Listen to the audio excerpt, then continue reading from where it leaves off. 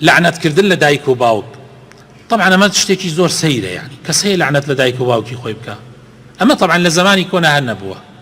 لەوانەیە ئێستا کەسانێکی نەکبەتی بێدینی ملحیدی خراپەکار پیا بوو بووێت قسە بە دایک و باوکیان بکەن، لعنەت لە دایک و باوکیان بکەن، بەڵام لە زمانی سەحابە شتی واز نەبووە. بۆیە ئەسحابەکان پرسیاریان کرد، یعنی پێغەمبەری خوا جا کێ هەیە گوێن بە دایک و باوکی خۆی بدا؟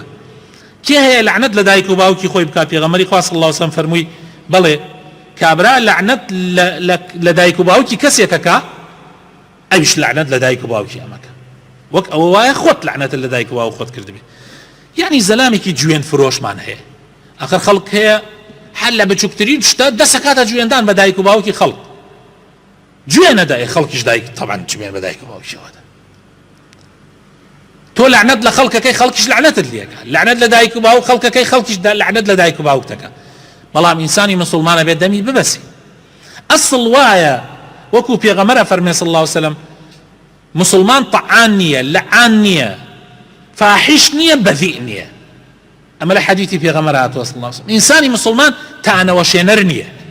ئەمە طبعا لەناو پیاوە هەیە، بەس لەناو ژنا بە دەرەجەیەکی زۆرتر هەیە. تانە ئەوەشێنن، لعنەت ئەکەن، نەفرین ئەکەن، بەم لاو بەولا قسە ئەکەن، دەمیان زۆر پیسە. حتا تەنانەت بەرامبەر بە پیاوەکانیشیان. من گوێم لە ژن بووە مناڵەکەی هاریارێکی کردەوەتی دەک لعنەت لە باوکن، مێردی خۆشیەتی گوێنی بە پیاو خۆی داوە، لعنەتی لە پیاوەکەی خۆی کردووە. لا حول ولا قوة إلا بالله. ئیتر لە دراوسێی لەم لای لەو لای تانە ئەدا، قسەی ناشرینەکە، تانەی وا هەیە یەک قسە پێغەمبەری خوا صلی الله علیه وسلم فەرمێ قسەی وا هەیە لە دەمت دەرئەچێ ئاگات لە خۆت نییە 70 ساڵت خاتە ناو ئاگری جەهەنەمەوە. یعنی کابرایەک مەسەڵەن میوانێکی تی ئەیباتە ماڵ برایەتی، ینی ژنێک دراوسەیەکی تی خاڵە کۆڵانەکەی برایەکی دی ئەدا لە دەرگا ئەیباتە ماڵ، یەکسەر ئەمەڵێ چی بردە ماڵ، ئەو زەلامێکی بردە ماڵ. طبعا هات ئەم قسە بڵاو بێتەوە هەتا دوای دەرەکە فێکە برایەتی ئەم تازە قسەی خۆی کرد.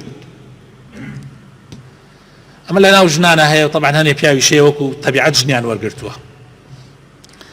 ئەمە بەعام ناوێت چ جا یعنی بەرامبەر بە دایک و باوک خەڵکێکیش هەیە ئەمەنە لاسارە، ئەمەنە غەڵەتەکە بەردەوام لعنەت بۆ دایک و باوکی دێنێ، بەردەوام.